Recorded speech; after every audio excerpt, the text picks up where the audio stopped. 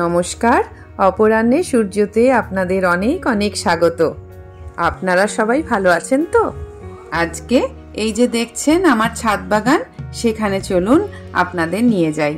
ছাদ বাগানটা পুজো মণ্ডপের ঠিক ওপরেই। বুঝতেই পারছেন আপনারা, আগের ব্লগে তো দেখেইছেন মণ্ডপটা, কিন্তু এই ছাদ বাগানটা আপনারা দেখেননি।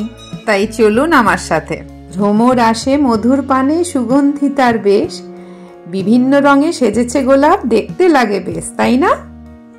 মা রোদ পোয়াতে পোয়াতে ছাদ বাগানটা ঘুরে ঘুরে দেখছে, একটু হাঁটাও হচ্ছে। আর ফুল দেখলে তো মন ভালো হয়ে যায়। গোলাপের পাপড়ি যেমন ধীরে ধীরে ঝরে পড়ে, তেমনি আমাদের জীবনের দিনগুলো কিন্তু ধীরে ধীরে শেষ হয়ে যাচ্ছে।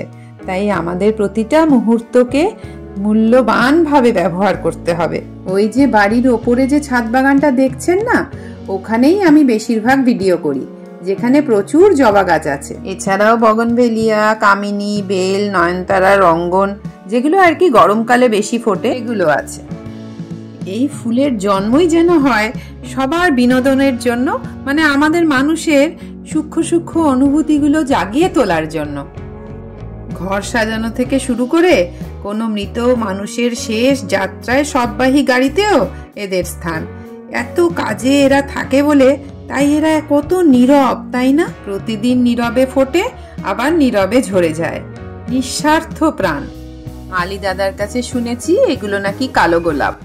চম্পা চামেলি গোলাপেরি বাগে, চম্পা চামেলি গোলাপেরি বাগে, এমন মাধবী নিশি দেখিনি তো আগে, চম্পা চামেলি গোলাপেরি বাগে। ফুলের মধ্যে প্রকৃতির মাধুর্য লুকিয়ে থাকে, যা মনকে নিঃশব্দে ছুঁয়ে যায়, তাই না বলুন? আমার বাবারও না জানেন তো খুব বাগানের শখ ছিল। মা বলে আমি নাকি জিনগতভাবে বাবার থেকেই এই শখ পেয়েছি। যারা দুর্গাপুরে আমাদের কোয়ার্টারে বা আমাদের অমরাবতীর বাড়িতে গেছেন তারা তো জানেনই, ফুল এমন একটা আত্মাহীন প্রাণ যা আমাদের জীবনে ভাবুন সব ক্ষেত্রকে প্রভাবিত করে। যে কোনো পুজো অর্চনায় যেমন ফুল ছাড়া চলবেই না, তেমন একটা হসপিটালে একটা বিমর্ষ রোগীকে একগুচ্ছ ফুল দেওয়া হলে সে কত আনন্দ পায় ভাবুন। মালা বদলের মালাতে, মেয়েদের মাথার খোপায়, কোথায় এরা নেই? এক এক সময় ভাবি গোলাপের এত রং হয়েছে যেন আমাদের সব অনুভূতিগুলোকে গুরুত্ব দেওয়ার জন্য।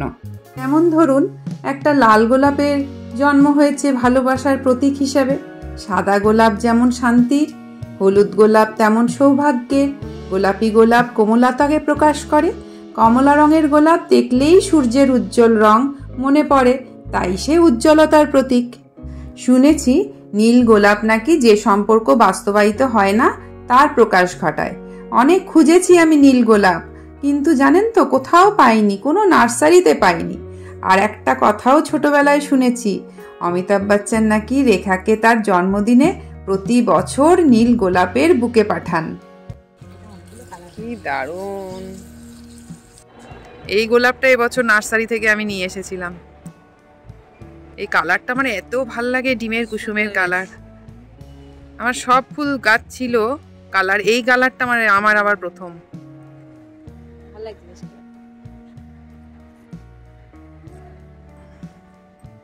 আরো ফুটবে, আরো বড় হবে, এ তো সবে।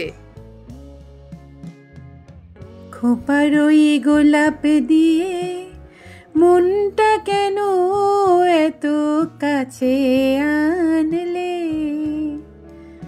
খোপার ওই গোলাপ দিয়ে মনটা কেন এত কাছে আনলে। ফুলের এই প্রকৃতির মাধুর্য লুকিয়ে থাকে, যা মনকে নিঃশব্দে ছুঁয়ে যায়, তাই না বলুন? তাই এদেরকে না ভালোবেসে কি পারা যায়? এই যে দেখুন, এরাও কিন্তু কোনো অংশে কম নয়। কি শোভা, কি হলুদ রং এদের। এরকমই উজ্জ্বল হোক আমার সব পরিবারের বন্ধুদের। পুরনো বন্ধু, নতুন বন্ধু সবাইকে জানাই আমার আন্তরিক ভালোবাসা। এবার ফুল দিয়ে একটা দরকারি কাজ করি, চলুন। এই দুটো গোলাপ নিয়ে একটুখানি গোলাপ জল করি। বাজারের কেনা গোলাপ জল তো একরকম প্রিজারভেটিভ দেওয়া, তো বাড়িতে এত সুন্দর গোলাপ, এগুলো শুকিয়েও যাবে 1-2 দিন পর।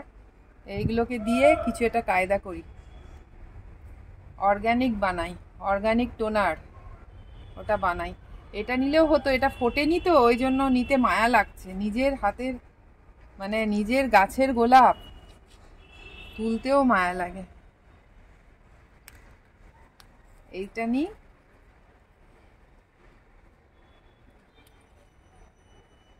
আর এইটা নিই, এই দুটো দিয়ে দুটো গোলাপ দিয়ে টোনার বানাই। আমি কোনোদিনই এইভাবে গোলাপ ফুলের পাপড়িকে কাজে লাগাইনি, একটা ব্লগে দেখছিলাম তো ভাবলাম আমিও একটু ট্রাই করে দেখি। আসলে সত্যি বলতে কি, সারাদিনের সংসারের কাজকর্ম সবার দেখভাল করে নিজের শরীরের যত্ন আর সেভাবে কিন্তু করা হয় না। আর করলেও বাজারের চটজলদি প্রোডাক্ট কিনেই যতটুকু সম্ভব আমরা মনে হয় বেশিরভাগ বাড়ির মহিলারাই করে থাকি। তো ওই ব্লগটা দেখে ইন্সপায়ার হয়ে এই প্রথমবার করলাম আর কি। তো দেখতেই পেলেন, জল গরম করে পাপড়িগুলো একটু ফুটিয়ে নিলাম। এইটুকুই হলো, তবে এটুকুই আমার অনেক দিন চলবে, একটা বোতলে করে রেখে দিতে হবে। যে গোলাপ দুটো দিয়ে বানিয়েছিলাম সেগুলো তো গাঢ় রঙের ছিল না, তাই রং একটু হালকা হলো। তো যাই হোক, গোলাপ জল তো পেলাম, গন্ধটাও কিন্তু সুন্দর হয়েছিল। কিন্তু জানেন তো, বাজারের যে গোলাপ জলগুলো টোনার হিসাবে পাওয়া যায় ডাবরের, তাই আমি দেখেছি ওগুলোর মধ্যে কিন্তু গন্ধটা একটু উগ্র হয়, মনে হয় কিছু এসেন্স মেশানো হবে হয়তো। এই প্রথমবার বানিয়ে না বেশ মজা লাগছিল, জানেন তো। সুন্দর হয়েছে না?